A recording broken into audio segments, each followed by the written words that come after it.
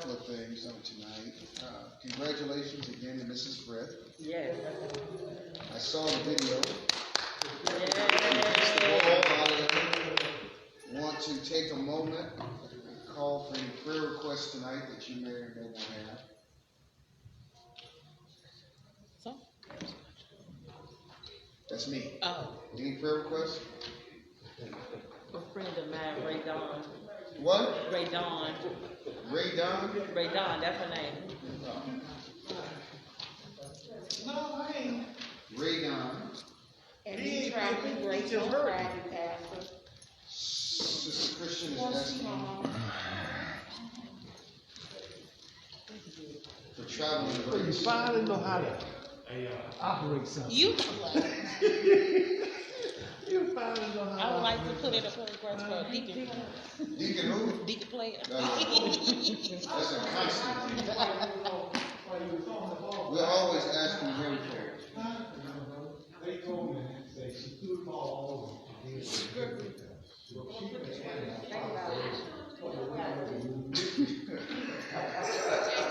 I love it. Reverend Rivera tonight is ill. Oh my.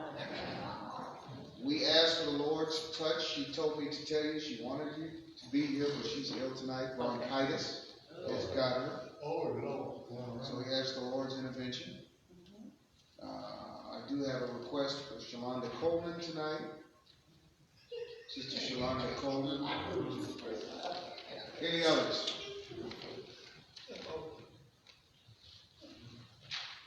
Any others? God, we thank you for those here tonight. Turn our minds and hearts to study the Word of God. We ask you to equip us, to build us, to strengthen us, to move in our lesson tonight. Then those names in which we're called, Radon, Tanya Christian traveling, Reverend Rivera, Shalonda Coleman, we ask your mercy on them. For Christ's name. Amen. Amen. We're in the 29th chapter of Genesis tonight, and like always, we start at the first verse. Genesis 29 and 1 tonight. As we've been studying throughout the weeks, I have been preparing you for this meeting that Jacob is going to have with Laban. Jacob is going to meet his uncle tonight, and he is going to have a heck of a chat. Okay? Yes. Are you read ahead, huh? Yeah, read ahead. Yes. I want you to notice the literary works of the Bible and how the Bible is written in such a way to tell a story. You have everything in there. You have, the story comes full circle in the 29th chapter. You have warning passages. We'll talk about those. You have humor. You have irony. You have a number of things that are true to every and any story that will ever be told anywhere in the Bible. And we have such a remarkable time studying it and reading it as we have come to this great chapter. Now, Jacob had an interesting event happen to him in the 28th chapter. Can somebody review what happened in the 28th chapter?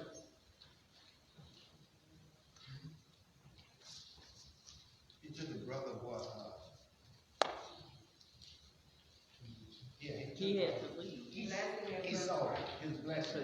That was in the 6th verse. That was 20. He took the blessing, yes, Yeah.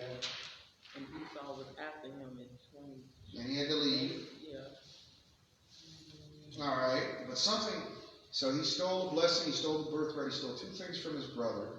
Mama helped him. And in the desert on his way to Paran Aram, something happens to him. He had a dream. What was the dream about? That he would meet, he would see God, and God would, basically, you're the chosen one to carry on the promise. Joseph from that probably assumed that I've suffered enough, so I had to leave home, life's bad, but that's not the end of the story. He thought life would be hunky-dory from this point on.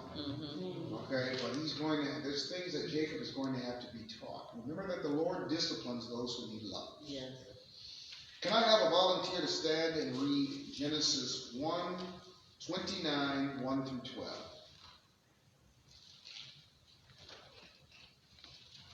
Thank you, Ellie. Then Jacob went on his journey and came to the land of the sons of the east. He looked and saw a well in the field, and behold, 3 flocks of sheep were lying there beside it, for from that well they watered the flocks. Now the stone on the mouth of the well was large. When all the flocks were gathered there, they would then roll the stone from the mouth of the well and water the sheep, and put the stone back in its place on the mouth of the well. Jacob said to them, "My brothers, where are you from?" And they said, "We are from Haran." Go ahead. Haran. Sorry. It was me. Go ahead. He said to them, "Do you know Laban, the son of Nahor?" And they said, "We know him." And he said to them, "Is it well with him?" And they said, "It is well, and here is Rachel his daughter coming with the sheep." He said, "Behold, it is still high day. It is not time for the livestock to be gathered. Water the sheep and go pasture them." But they said, "We cannot until the flocks are gathered." And they rolled the stone from the mouth of the well. Then we watered the sheep. While he was still speaking with them, Rachel came with her father's sheep, for she was a shepherdess. When Jacob saw Rachel, the daughter of Laban, his mother's brother, and the sheep of Laban, his mother's brother, Jacob went up and rolled the stone from the mouth of the well and watered the flock of Laban, his mother's brother. Then Jacob kissed Rachel and lifted his voice and wept. Jacob told Rachel that he was a relative of her father and that he was Rebekah's son, and she ran and told her father. Thank you very much. God bless you. God bless you. The first 12 verses, Jacob meets his relatives. The workers are out working, and he's never seen Laban before. Okay? He's never met him. That's his mother's brother. They've never met. So he has to ask, "Do you know my relative? Do you know my relative? Do you know my relative? Do you know my relative?" And finally someone touches base. We know exactly who Laban is. Laban's a popular guy. He's got money. He's a businessman. He's got money. Okay, he's wealthy. We know exactly who he is. In other words, Jacob has made it home. And where he wants to go, to his destination. He's not home, but he's made it to his destination. And he's happy about that. He's rejoicing about that. And you'll notice that in the Bible, especially when it deals with Jewish people, they are shepherds. They're in the farming business. Okay? Quite common. But what you'll find out later on from reading and studying is shepherds have a low reputation because of the type of work they do. It's lowly, it's very strenuous, and that will come into play later. When he sees Rachel, he goes over to help her, right? Indicating that he likes her. Once again, he's trying to trick and plot again because he asks the other guys who are watering their sheep, "Can't you hurry up and go?" What he wants to do is get Rachel by herself, away from them so he can talk to her because he likes her. That's Jacob again, what he tells the other guys that are there watering their sheep or allowing their sheep to get drink, he tells them, "You guys should just go ahead and do what you do." And they say, "No, we can't. We have an order. We have a process in which we water sheep. We can't just leave." Jacob's motive was to get that pretty Rachel by herself. The scene is set perfectly. When I talk about the literary work of the New Testament, Old Testament, it's a masterpiece. All right? If you look at the text, it's set perfectly. The day is beautiful. He sees Rachel coming in still high day. It's set. Rachel is so beautiful. And he notices her. You've seen this in movies where the attractive woman comes into the room in a very beautiful day. And the day is beautiful. The sun is in its proper place. He'll never forget the first time he laid eyes on her. That's what the emphasis is really about. That's why the text says, it is still high day. Jacob moves, and he says, it is not time for the livestock to be gathered. Water the sheep, go pasture them, go take them out to the pasture, go, leave, so that I can be alone with this pretty girl I just saw. Yeah? Jacob is always thinking about Jacob. Jacob wants to be alone with Rachel. And they tell him, no, man, we're not going to leave right now because we have a process in which we water our sheep and we go pasture them. But I wanted to give you a reflection of the character that we're dealing with. Very selfish, self-centered individual. All right.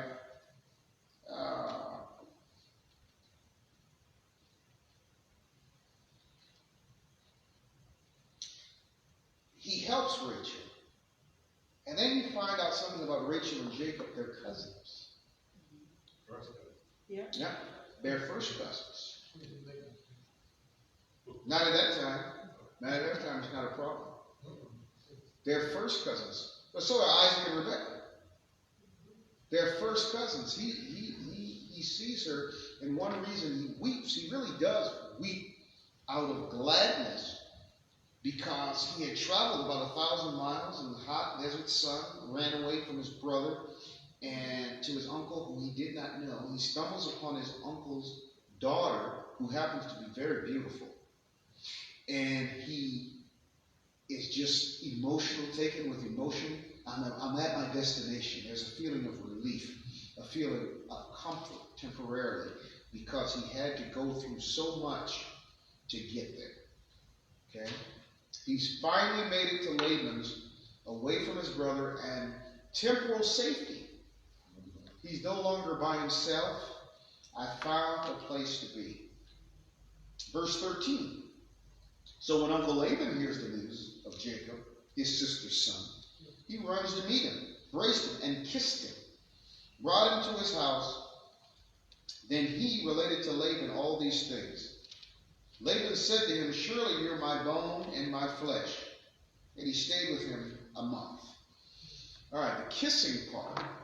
In the ancient world, men kissing men appropriately is not sexually out of order. It is an embracing. It is a way of greeting. It is a way to say hello. Laban is happy too. Why? Laban hasn't seen his sister Rebekah for years. She's been married to Isaac, and when Isaac married her, when Laban and his father, Nahor, married Rebekah off, it would be understood that they probably would never see each other again. But the fact that Jacob has come, Laban is happy that his relative is present, that he's there, because you are Rebekah's offspring. You're flesh of my flesh. You're bone of my bone. You're my relative. There's a double entendre there. Okay, and I'm going to tell you both parts when we get done. He is saying, you're my family, you're my relative, but he's saying something else about Jacob's character too. And we're going to see it as we continue to unpack these verses tonight.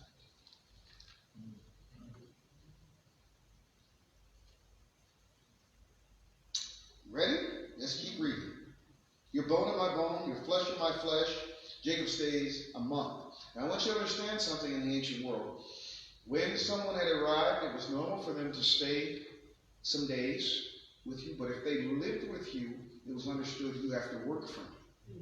In order to live with me, a full-grown man, you have to work for me. There's a lot to be said in application there from that cultural norm, that there's no free lunch in Laban's house nor my house.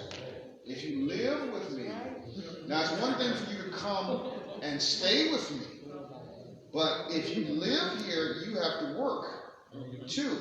It goes without saying. Jacob understands that that's the culture of the day. Verse 15, Laban says to Jacob, in verse 15, Laban says to Jacob, because you're my relative, should you therefore serve me for nothing?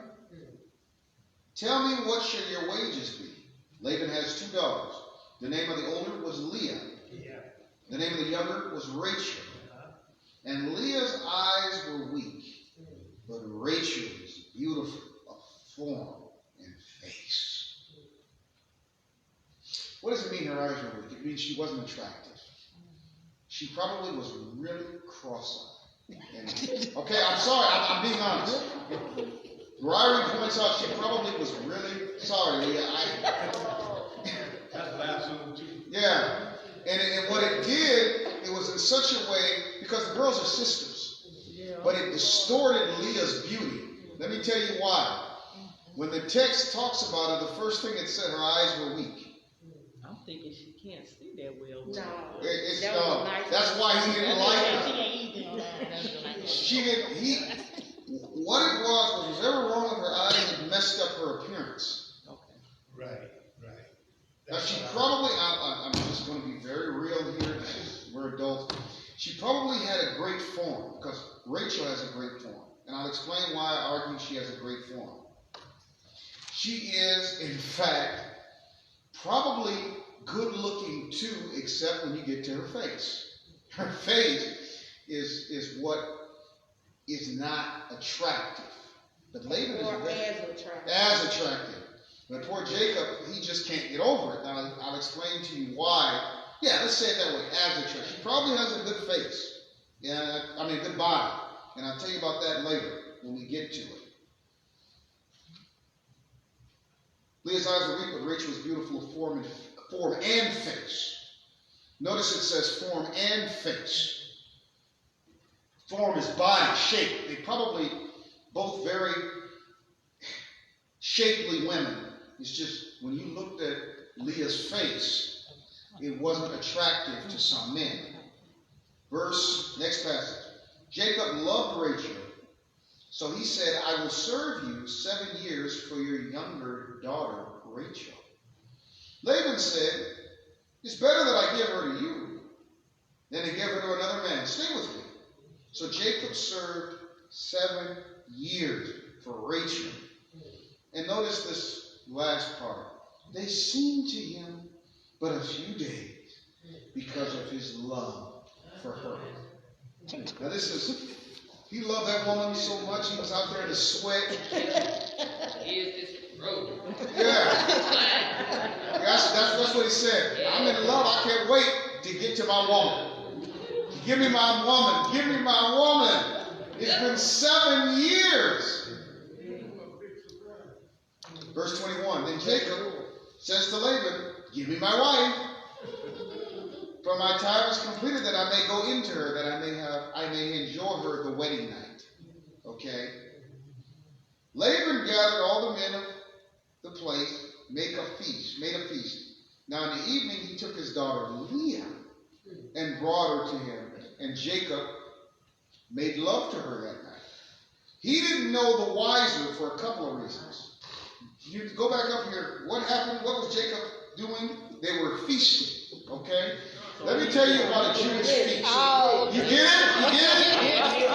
Y'all get it? Did it just click what happened? A Jewish wedding can last weeks, first of all. There is no, we walk down the aisle together and we exchange. He gets her at night. Now, the text told you they had been feasting. Let me tell you what they do at feasts. Perhaps you haven't been to a party recently. But especially on a wedding night, it may not be uncommon for someone to have too much wine. So when he's making love to her, he doesn't recognize that this ain't the one. But for him to be that deluded, even intoxicated, their girls are sisters. They're probably shaped similar. Okay? It's just poor Leah's eyes that just repulsed Jacob. All right? But they didn't have no light bulb either. No light bulb? That's right, it was dark. There is no street light. It was dark. There's no street light.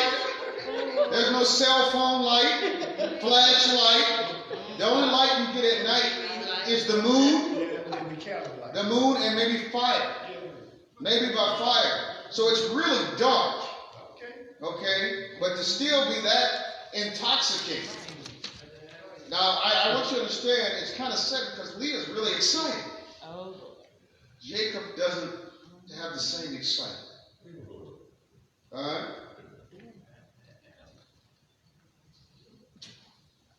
I want to point out a couple of things. He agrees to work the 7 years for Rachel. Verse 19, he's deeply in love with Rachel. Shepherd's work is hard work, but it seemed like nothing because of what he was hoping for. Can you think of a time in your life where you were hoping for something and you were cheated? Somebody tricked you or deceived you, just like Laban. Laban just tricked him, which was cold. Okay, you didn't have to do that. That was dirty. Let me tell you about a time in my life where I was tricked, and I'll never forget this. I was in college. I needed a job to pay my bills. Back then, we used to have this search engine called Monster.com. Monster was a way that you could find a job anywhere. Well, I was excited. I didn't care what it was. I just wanted some money. So I went to the interview. And it was one of those multi-level marketing jobs. And anybody that knows multi-level marketing, you don't get paid. But because I had to be presentable, I didn't just get up and walk away like I wanted to. I had to sit through there, waste my whole time, and it wasn't what I wanted.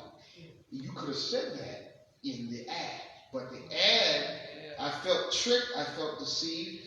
And when someone tricks and deceives you, you feel vulnerable, hurt, angry, lost, and in pain, don't you? Mm-hmm.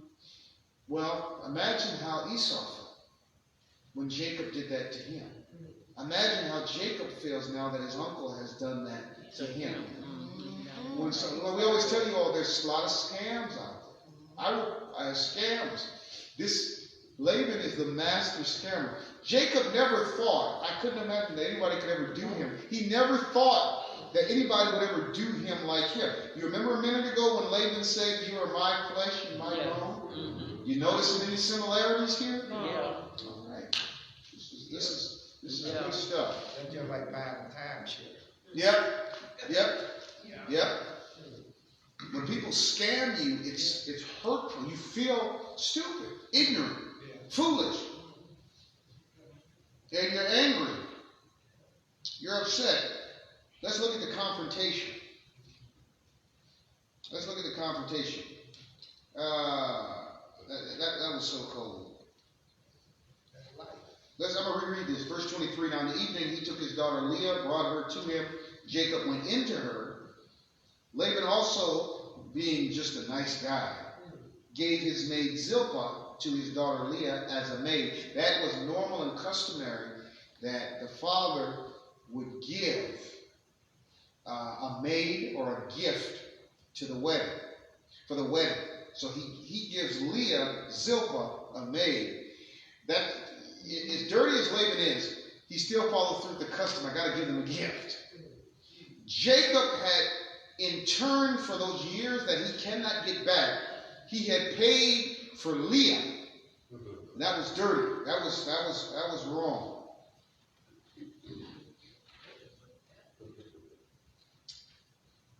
And he says to Laban in verse 25, so it came about in the morning that, behold, it was Leah. And he said to Laban, what is this you've done to me? How hypocritical. The trickster got tricked. Why did you do me this way? What is this you've done to me? I've worked 7 years for this woman. And I mean, anytime you work 7 years, no pay for the woman, he was happy, humming all day, writing poetry to her, I imagine. I love this woman, I'm so in love. And you give me the girl with the bad eyes. I know, right? Was it not for Rachel that I served with you? Why then have you deceived me? But Laban said, it's not the practice in our place to marry off the younger before the firstborn. You knew that when we made the deal. Exactly. Verse 16. You couldn't have said that way back at 16. That was cold. Why would you do that? And then Laban is calm and collected about it. Well, it's just not our practice. Like, get over it. That's just not our practice. Sorry, not sorry. Jacob is sitting here like, I just can't believe somebody tricked me. Hypocrite. Yeah, he's been tricking folk his whole life. But now that somebody has tricked him, he is just... Yeah, he don't like it. He doesn't like it. How could you do this to me? Yes, learn. Oh, learn. Verse 27, complete the week of this one, and we will give you the other also for the service which you shall serve with me for another 17 years. You just took 14 years of this man's life. You give me 14 years. Yeah, I left there.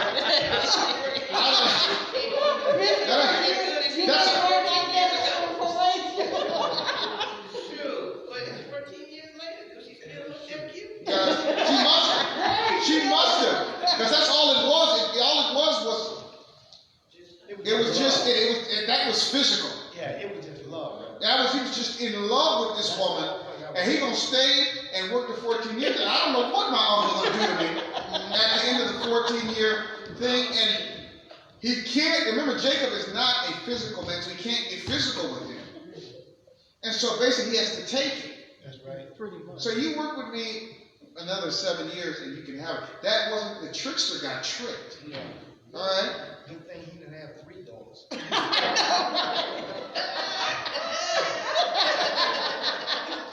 The world calls it karma. The world calls it karma. You've heard people express it, that's karma. Yeah. We call it reaping and sowing. You reap what you sow.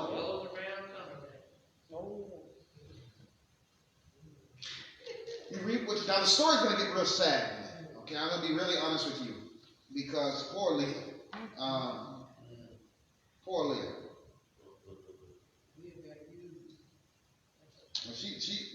She just had to have a man.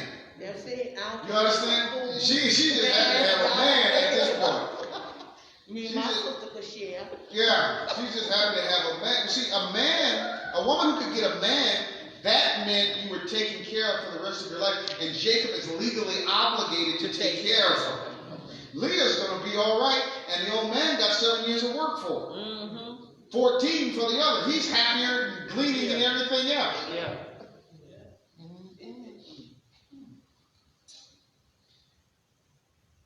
He gave him his daughter Rachel, verse 28, as his wife. 29, Laban also gave his maid Bilhah to his daughter. You know, Laban keeps up with the customs. You know, it's another wedding. I'm going to give a maid. Isn't it amazing how the most wicked people have certain standards that they keep? I cheated this man, so I'll give him a second maid. All right, they'll come into play later. So Jacob, verse 30, goes into Rachel, and he loved Rachel more than Leah. This is going to be a continuous problem in this family. Okay? It's going to cause problems in the Jacob household. This is going to be a major crisis because he loves Rachel more than Leah, and it's obvious. We call these family of origin issues. You have them, I have. Family of origin issues. What's a family of origin issue, Reverend? A family of origin issue is something that may have happened to you as a child, something you learned. Your parents probably did the best that they could, but because they're sinners saved by grace, they made mistakes with you. Certain of those mistakes that were made in your family, you carry on and you can really hurt others. For example, if you come from an angry family, chances are that you're very angry.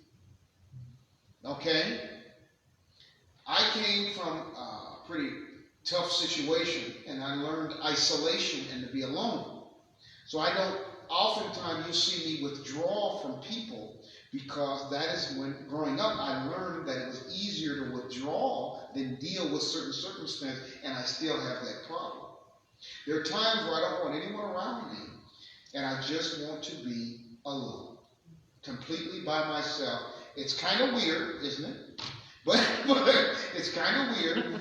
It isn't you, as we talked about before. It's just my family of origin where I'll just go and want to sit all alone by myself, not have anybody around me at any time. I learned it because when I was by myself, I was safe. Okay? That's not necessarily the best. We all have something. Like we talked about anger. For other people, it might have been a lack of recognition for you. You didn't receive certain recognition, so all your life you're constantly looking for somebody to say, good job, good job, good job, good job, good job. That's not so much, that doesn't have to be a bad thing, but it can be a real annoying thing. Because every time you do something, somebody got to clap and jump and be a cheerleader for you. You know, you're a real problem. Okay? But we all have family of origin issues that we must give to the Lord, or they could hurt our children and our children's children. All right? So all of us need therapy. Spiritual therapy, yeah. Because if something happened to you as a kid, something happened to me as a kid, I explained mine was I knew I was safe when I was by myself. I knew I was safe when I was by myself. I'll share this as my testimony. My stepfather is a good person. He really is. He's really coming. But growing up, it was nothing nice with us. And so I learned that it was easier for me to step back from a situation than it was to always be in someone's face all the time. Not good at that. Okay? When I used to come, and you all would say, he didn't speak to me. The pastor didn't speak. It wasn't that I was trying to not speak to you. I really wasn't. It was that I learned that I had to break that chain, that it was easier. It had nothing to do with you, and it was everything that was going on with me, because safety came from isolation. Do you understand? So stepdad is home. When he comes home, the whole environment of the house changed. Okay, I've shared, it's my testimony. Whole environment of the house changed. Instead of having a peaceful circumstance, when he kind of came home, it was always this, and that. And so I learned how to go in my room and play video games and stay away from everybody else. And I was safe that way. So if you ever see me, I'm doing, I've broken that. And I'm not necessarily saying to you, hey, how you doing? That's because of the rough way I grew up. Okay? It's nothing personal. It's just my family of origin issue. Family of origin issue being avoidance. Avoidance is what that is. It's easier for me to avoid than it is because I've done that so well for so long. For Jacob, his problem is his mother favored him. So what does he do the minute he gets a family? You're responsible for both these women. I'm favoring you, and I'm going to make it known. How do I know he makes it known? Let's keep reading the text.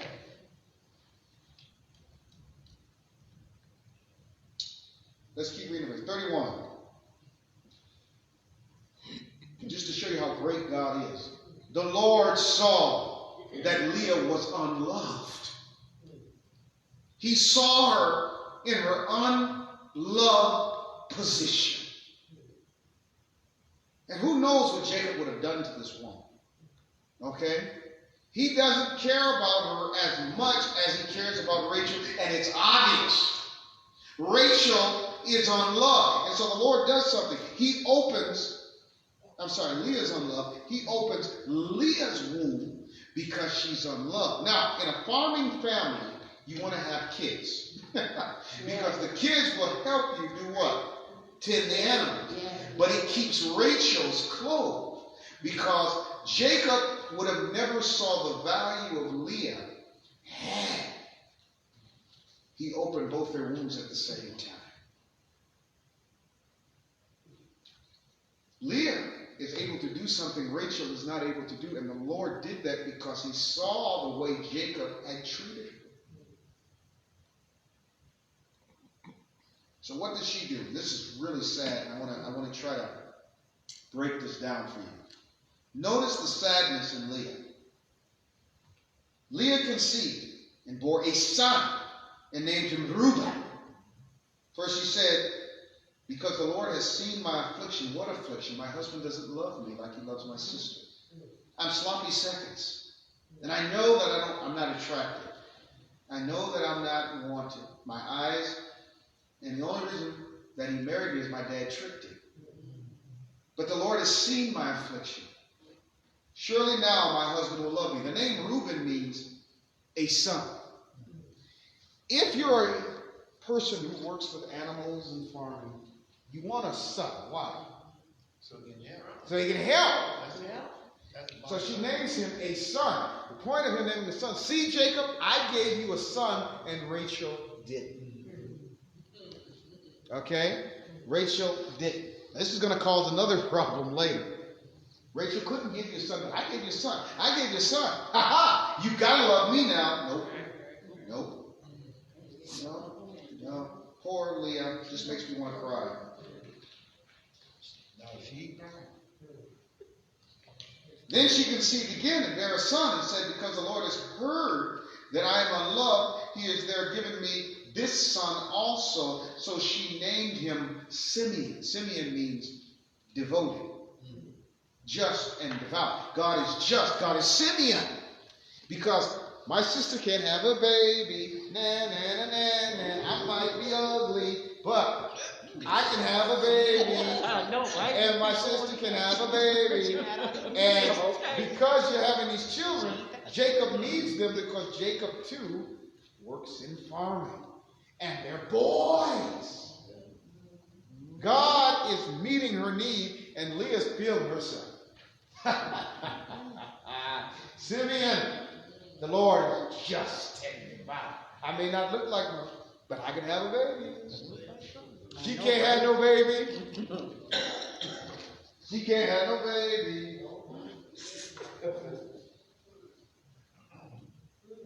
Then she conceived a son, bore a son. Now this time my husband will become attached to me. I know he'll love me this time. This sad woman. He'll love me for sure. So we're going to name him Levi because I've given him 3 boys, healthy boys. Levi, which means joined to me. My husband will be joined to me. So I'm going to name him Levi because we're going to have a relationship now. Jacob probably only dealt with Leah when it came to sex. And the way the text makes it sound, he didn't have much of a conversation with her. She was just a physical object. When he felt like using her, his privilege to be with her because of his wife. He didn't really have a relationship. That's why she said, he'll be joined to me. We'll be husband and wife. So now I'm giving him Levi. 3rd son, help on the farm. He's got to be more pleased with me. And she conceived again. And Boaz, now Rachel's not conceiving. I want you to understand that. Right. Because the Lord is opening only Leah's womb. And she conceived again and bore a son. This time I will praise the Lord. Therefore she named him Judah. Then she stopped bearing. What a sad, sad last verse. Why do you think she stopped giving him children? He still didn't love her. You can't make a person love you. He was doing it out of obligation. He didn't love her. But the Lord was blessing her by giving her children. The fact that she has children by him puts Jacob under more obligation to take care of her. But Jacob's heart wasn't with Leah. No matter what she does, she cannot gain the favor that her little sister has with him. She cannot gain his affection. She cannot gain his attention. You have all the children you want. Jacob's heart is totally on Rachel. I'll accept you, Leah. Sure. You're Leah. Rachel, you are the love of my life. And this, of course, that favoritism comes back into play because it will hurt the family later. Jacob will never get over this favoritism problem. His 2 youngest sons, the Lord will eventually open Rachel's womb. And he'll have Joseph and Benjamin. What do you think Jacob does? He favors the 2 youngest. The other brothers get pretty upset about this, don't they? And that favoritism causes them to devise a very evil scheme. And when the evil scheme is devised, we're going to read about it. Because Jacob, being Jacob, favors him, makes him a coat. Brothers say, okay, we got this. We're going to deal with this fool. We got to get rid of him. And they throw him, leave him for dead. Go back and tell the old man a wild beast came and killed him. So at the same time, God has instituted his 12 tribes. Yeah, God works Way ahead. way ahead, Way ahead. and he works and super rules evil. Oh, yes. This whole situation is evil. All that happened with Laban, all that happened with this favoritism of Rachel over Leah, Richard, the Lord is still working in it. Yes. You got To bring it about for good. Yes. But Jacob, the only thing he can see is, I got cheated. Yeah. Poor Leah, she's just hurt and heartbroken and despondent. And that's why all her children have those names. Reuben, I got a son and Rachel doesn't, is what his name means. Levi, maybe my husband will be joining. Simeon, I got another one. And then Judah, praise the Lord, I got 4. I have given you 4 strong boys from my womb that can help you with farming. She can't do that. You will love me more. No. Not Jacob. Jacob is a pretty stubborn guy. Me, he's just average. He's a stubborn guy. But Leah's nothing to him. Nothing to him. She's property. She's not the one. She's not great to him. But here's the implication of this. The Lord is good. No matter what adverse circumstances you were born to and born in, I want you to understand the Lord will take care of you in them. He took care of Leah. What Jacob considered to be unprofitable, the Lord makes very profitable. What Jacob considers to be a bad state on his life, the Lord makes her the source of where his sons are coming from. And when you have a son in the ancient world, that's money. I'm going to work that boy so that we can produce profit and crop. It's not about, for Jacob, it's kind of a different fellow. Because it wasn't so much that she's given me all of these wonderful children, I still don't know. And then when Rachel eventually has children, he will favor, no matter how much favoritism has messed up his family, and lying and deceit, he will still favor. He gets a lot better. He will still favor, and he will still be very deceptive. It has messed his family up. But guess what? Jacob is the man of God who has been chosen to carry the promise, despite all he is. I understand most of us wouldn't like Jacob too much at this point. It's awful. And Laban, we would not want to be related in any way to this family. This is how they treat their blood. Imagine how they do people who aren't related to them. You understand? But guess what? This is God's family. This is the family that God has chosen to bring the 12 tribes of Israel, the nation of Israel, and Jesus Christ. And God chooses who he chooses, and he's going to use who he's going to use. It's right here in the Bible. All of this is it's right here. This poor woman in her death, she names every son after her brokenness in hopes that Jacob would just have a conversation with her. Take her out somewhere. Spend time with her. Just one. You can spend the other nights with Rachel. Just spend the night with me and talk with me. Ask me how I'm doing. He don't care. Because you weren't his pick. Your father did this. But God is merciful. I want to say this again. No matter what circumstance you find yourself in, God will make a way for you. You may have been born to a problematic family. You may have come up in some horrible circumstance, but God will find a way to take care of you in that situation, just like he did Leah. We call it sovereignty. When we say sovereignty, God is over and above all things and rules them and works them to his good and for good. Leah doesn't know these children, that Reuben will be the oldest son, then Judah will be the very one whom Jesus Christ comes through. Jesus Christ comes through the tribe of Judah. Isn't that interesting? Now, if a man had written the story, because Rachel's the favored one, Christ would have come through Benjamin or Joseph, but he doesn't come.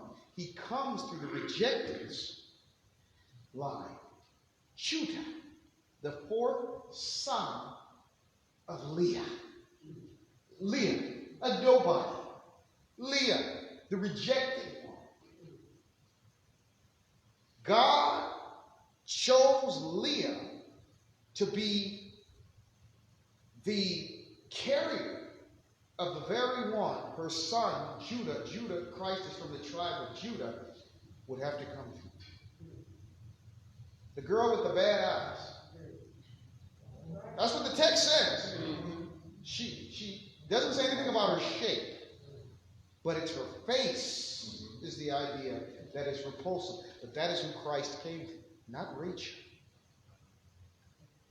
There's a lot to be said there because Christ himself was rejected and despised of men. A man of sorrow, acquainted with grief. But God saw in Leah something, and for whatever purpose he had, Leah, don't you give up, don't you throw the towel in. I'm going to bring through you the greatest in seed in Christ Jesus. So there is hope. There is gospel. There is good in this story for poor Leah. All right? Then things are going to get bad in the next chapter. There's going to be a problem in the house. Rachel, who's got all the attention, she's going to snap because Leah can have all these babies. And I can't have no baby. And so what's going to happen is it becomes a battle of the maids. All right, now you remember what happened. All right, here's the battle of the maids. Rachel's going to say, okay, big sister. Okay, big sister. I can't have no baby. But in the ancient world, remember, the maid, the chief maid, can serve as the carrier of the child. And Jacob's going to be a happy man. Because these women, they're going to start pushing toward it. Hey, you had a baby? Come on, Billy. You go in, and that'll be my baby. Aha! And then Leah's already had 4, but she's got a maid too. I'm going to send my maid back, and you get her pregnant to be my. It's going to get bad in this house.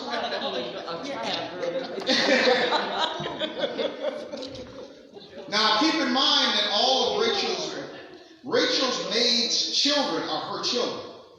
Okay, even though the children is physically having them, those are Rachel's kids too. So Rachel's fighting back through her maid. Leah, Adam already had 4. She's going to fight back through her maid, and it's going to be a mess in the household, very much like what we saw with Hagar and Sarah. And it's all because of favoritism. All right. Later on, I will share this with you. Rachel's a little crooked too. Okay? All right? Rachel's a little crooked too. The whole family is a mess. Do you remember when Laban met Jacob? Miss Carter brought this out, and it's a great point. He says to him, "You're flesh of my flesh and bone of my bone." He meant it in 2 ways. You're as dirty as I am, is what he was saying to him. But the problem is Laban is an OG at it. I'm better than you at this. I'm seasoned. Yeah, I'm seasoned. I've been tricking folk longer than you've been alive, boy. And he's going to make a fool out of Jacob over and over again. And I'm telling you, there's going to be one encounter where you actually feel sorry for Jacob. A little bit. No. Yeah. Just a little bit? I don't feel sorry for him. Jacob, you don't yet? No, not Jacob. You will. You will. Because you will. You will. Okay, then. But what does that go to show you? The fact I have emphasized this point about Jacob's character. Jacob did love God. Yeah.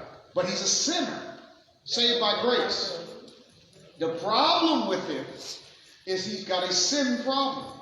He's just awful and deceptive, and the whole family is like that. It's just Jacob is a little worse than everybody else. And his children, you'll see the traits in his children as we read Genesis, as it goes on. But I want you to know, if God can use Jacob, and you never should have to say this about anybody else, Jacob, he can use Jacob, he can use you. Yeah. There is a lot of Ravens in the southern part. Yeah, he can, the Lord. But yeah, Laban, but there's a Laban for you. Yeah. You will not, God forgives sin, but the Lord disciplines those he loves. Never forget that. It isn't karma. The Lord is not mad at you, but he does discipline. And Jacob is being disciplined for everything he did. But you know what's interesting? When we receive the discipline for doing something and it comes back to us, I don't know if we always recognize that we don't have a right to cry. You did it. That's what you get. We will look at chapter 30 on next week. Lord, say the same. Be ready, because it's going to be a problem in the house. Now, we've solved 3 problems. Abraham, Isaac, Jacob. All of them have family problems. God does not have any perfect children. And I would not want to be in Jacob's household in chapter 30. You got a mad little sister. Do you know what it's like to have a mad little sister? Ex my brother.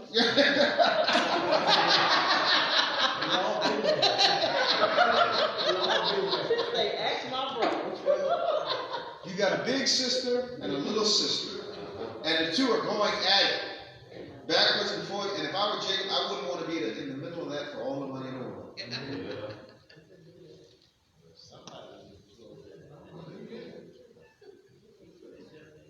And Laban is father of all. Jacob is still under Laban's control. Laban has completely thrown his hands off the whole thing. It's your family, not my business. I'm minding my own business. Jacob, you're a man of the house. Better figure something out quick.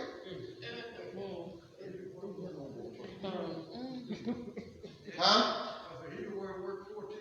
He worked 14 years for these 2 women. Laban he's apathetic, totally apathetic to the fact Jacob worked 14 years. Here's another point you brought out. He's yours. You've earned them both, even though he didn't want that. Yeah.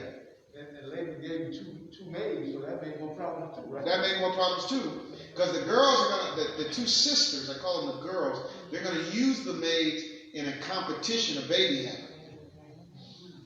And it's going to get bad. I can't imagine what dinner was like. Who did the cooking? I can't imagine what family reunion was like. That was bad. But it's Jacob's fault. He married both of them. And regardless of how you feel, positive or negatively, toward one of them, you do not let it show that you favored one over the other. He did that, and it caused holy hell in his home.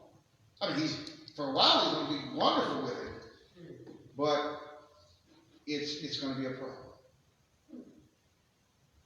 Let us stand as we prepare to leave here. I think it's raining again. Oh, over it. Now, Sister Christian, how long are you going to be out of town? I'll be back Monday evening. All right, good. We ask traveling grace. We've already done that for you tonight. Miss Lewis, how long are you going to be gone?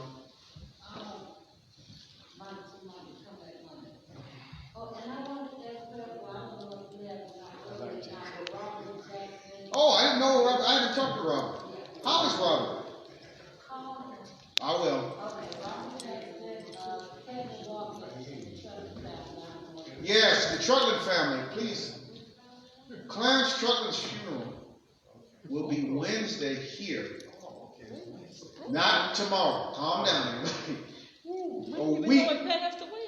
Yeah, Clarence passed. He passed Monday.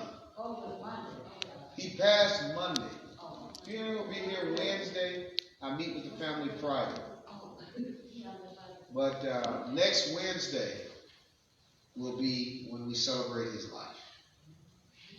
Clarence passed Monday. So we want to lift him up in prayer. The family up in prayer. Right?